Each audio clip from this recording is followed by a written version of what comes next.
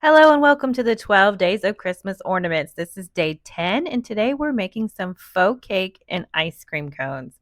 We'll take some round styrofoam circles from the Dollar Tree and cut them into little cake shapes to start. Add a little paint, a little lightweight spackling. We're going to use a piping bag and a few other little art tools to make these come to life.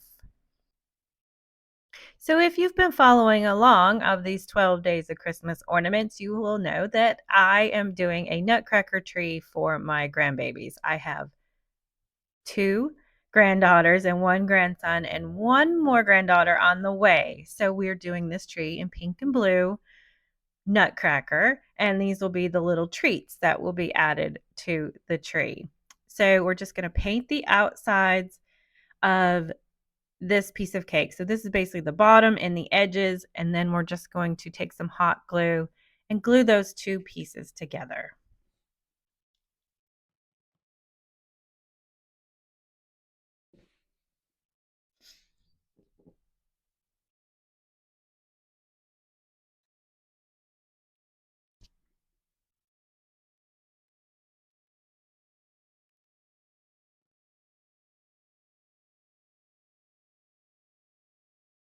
Once they are together, now we're going to take this spackling and we're going to add a little frosting to the top.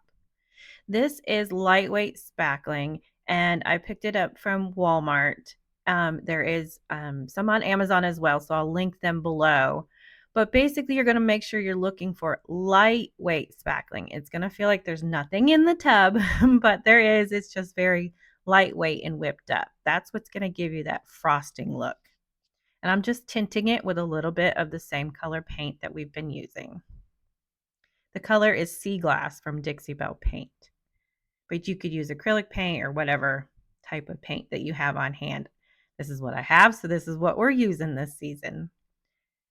And now we're just going to spread that out with an artist's spatula. You want to make sure it's thin so that it isn't too thick so that it dries, but you also want to make sure it's thick enough so that it looks like, when you've cut into a piece of cake, you see that frosting that has a thickness on top.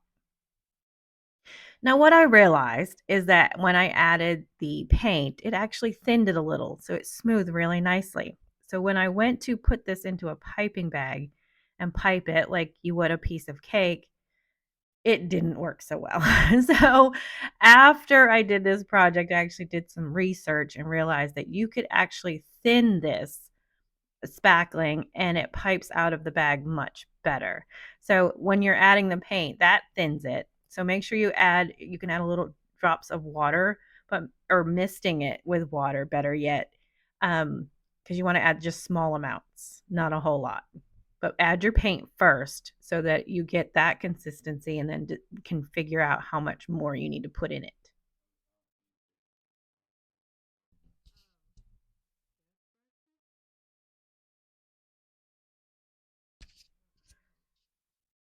This was It was so relaxing and so satisfying because it just comes out so stinking cute. I can't get enough. So I wanted the little pieces of cake to sit on a plate. So I took the insides of some canning jar lids and we're just going to put some paint on them. The opposite colors for the opposite colored cake. And then I'm going to add a little bit of ball fringe on the bottom of the cake. It felt like of the plate, I'm sorry. It just felt like it needed a little something else. And I picked this up from Dollar Tree and I absolutely love it. It has a little bit of, well, it adds a little more whimsy to our cake, but it also is a little nostalgia. I don't know about you, but, growing up in the 70s and 80s, this ball fringe was on a lot of stuff, a lot of everything. So between our curtains and our pillow shams, and I even had clothes with some ball fringe on it. So I just love it so much.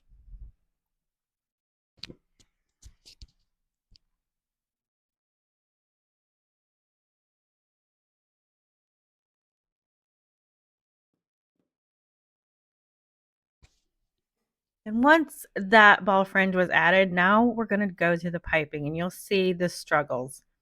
About all I could get out of it were some kind of distorted looking rosettes, and that's about it. It works. We're going to add sprinkles and whatnot on top to kind of camouflage that. But if you were doing this, if you thinned out this spackling, it will pipe just like cake frosting. I'm also using a disposable um, tip and bag. It all comes in one at Walmart.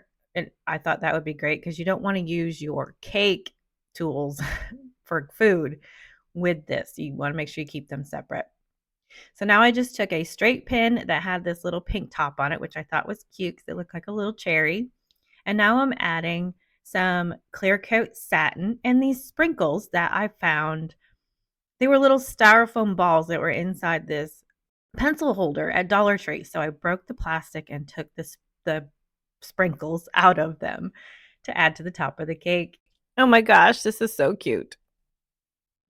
So now on to the ice cream cone. So what we're going to do is take a piece of cardstock and I cut it into a triangular shape with a rounded bottom. Basically, I rolled the cardstock up, got it to where I wanted the size of the cone to be, and then cut the paper and then just use that as a template to continue on for the other ice cream cones. I'm using the paint handle to roll it into a nice cone shape and then add a little hot glue to the edge to hold it all together. Now we're just adding a little bit of the clear coat satin, Dixie Belle's clear coat satin, using that as a decoupage medium. It is one of my favorite decoupage mediums because it dries nicely. It doesn't stay tacky and it isn't super thick. Now we'll just add some of our iridescent snow sprinkles or glitter. Sorry. It just adds that little magical touch to these ice cream cones. Then add a little hot glue on the inner rim of the cone and add a styrofoam ball, again from the Dollar Tree. Then once the balls are in there and are in place, you're going to spread the spackling around the entire styrofoam ball.